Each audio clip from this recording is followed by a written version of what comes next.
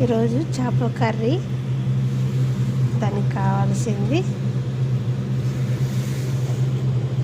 కారం పొడి, కొబ్బరి, కరుకుమ్మంటారు కోయేట్లో. ఇది ఒక రవ్వ తీసుకున్నాను. ధనియాల పొడి, ఒక రవ్వ పసుపు పొడి, ఎర్రగడ్డ, టమోటా కోసుకున్నాను. చింతపండు నానబెట్టుకున్నాను. ఏంది ఎక్కర ఉంటే నానబెట్టిన అంటున్నారా? కోయేట్లో చింతపండు రేట్ ఎక్కువగా ఉంది. కోయేట్లో కొనలేకున్నాను, అందుకని రవ్వ తీసుకున్నాను. ఎర్రగడ్డ కోసుకున్నాను. మెంతులు, జీలకర్ర. ఇప్పుడు ఇది మిక్సీకి కొట్టుకున్నాం. నూనె వేసుకోవాలి.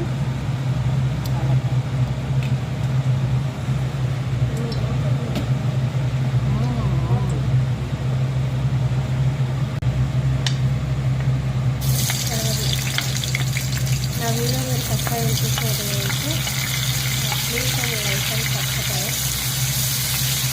నా వంటలను మీకు చెప్పినట్టయితే కామెంట్ సెక్షన్లో చెప్పండి. మీరు ఎలా చేస్తారో కూడా నాకు అలా చెప్పండి. ఇంకా అలా చేస్తాను.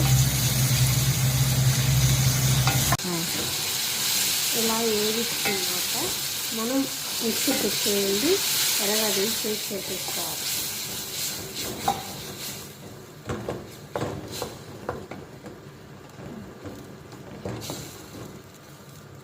దాంతోపాటు మసాలా పొడి వేసేయాలి.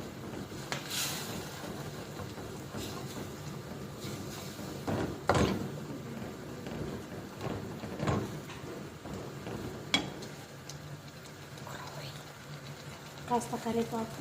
ఎంత వేస్తే అంత బాగుంటుంది. కరివేపాకు టేస్ట్ బాగా వస్తుంది చేపల కర్రీ.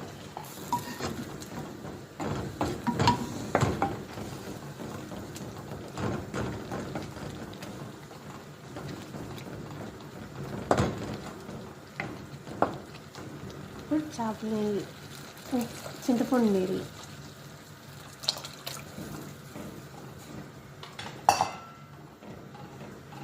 కాస్త ఉప్పు. నేను చింతపండు నీళ్ళు తక్కువ నానబెట్టాను కాబట్టి ఒక రవ్వ ఈ పేస్ట్ వేసుకుంటున్నాను, చింతపండు పేస్ట్.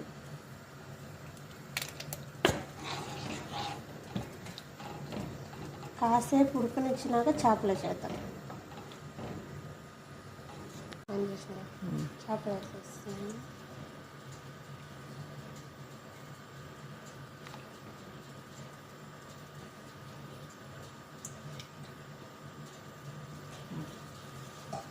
కలబెట్టి కొడుతుంది దీన్ని.